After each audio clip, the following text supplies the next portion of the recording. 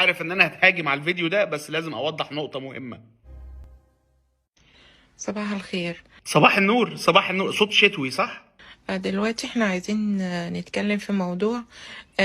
عايزة الشيوخ الأفاضل يفتونا في الموضوع ده. اتفضلي يا اختي اتفضلي، انا حاسس الموضوع مش محتاج شيوخ اصلا، اتفضلي. هل الحج لبلاد الحرمين في الوقت الحالي حلال؟ فين السؤال؟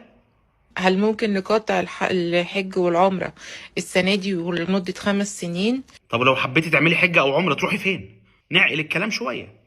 بسبب اللي هما بيعملوه في بلد الحرمين؟ عشان موسم الرياض يعني؟ طب روحي مكة والمدينة، مالكيش دعوة بموسم الرياض، ناس وحشة يكيه. ولو هو ممكن نقاطع، هل دي ممكن يبقى في حاجة حرام بالنسبة للمسلمين؟ لما المسلمين يقاطعوا الحج، هل في حاجة حرام على المسلمين؟ انت بجد بتسألي السؤال ده؟ ونقاطع الحج ليه؟ يعني ايه علاقة الحج والعمرة بالموضوع؟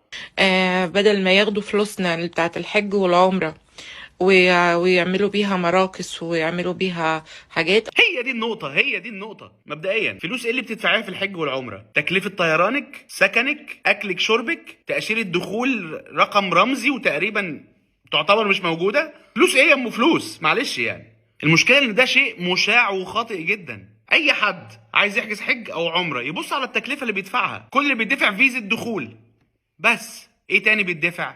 اوكي، عندهم النفط، بس النفط برضك مش كفاية.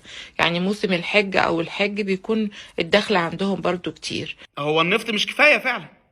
انتوا بتجيبوا اخباركم منين؟ الدخل ايه اللي كتير؟ والله مش مستنيين مننا دخل يا جماعه، بسم الله ما شاء الله عليهم، يعني هم مش مستنيين مننا دخل، وكمان تكلفه تنظيم الحج 4 اضعاف اللي بيخش لهم.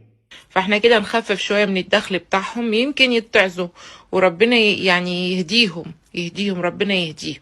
ويهديك انت ان شاء الله. وما تنسيش موسم الجاز شغال في مصر لحد يوم 3 نوفمبر، لو حبيتي تغيري جو كده وتفرفشي يعني. يا ريت نقول كلام عاقل عشان خاطري، كلام عاقل. فمش عارفة لو في حد يفتينا الفتوى دي نقاطع الحج. ده لو حكام يهودي هيقول لك حرام وامسح الروج، يعني انا بقول لك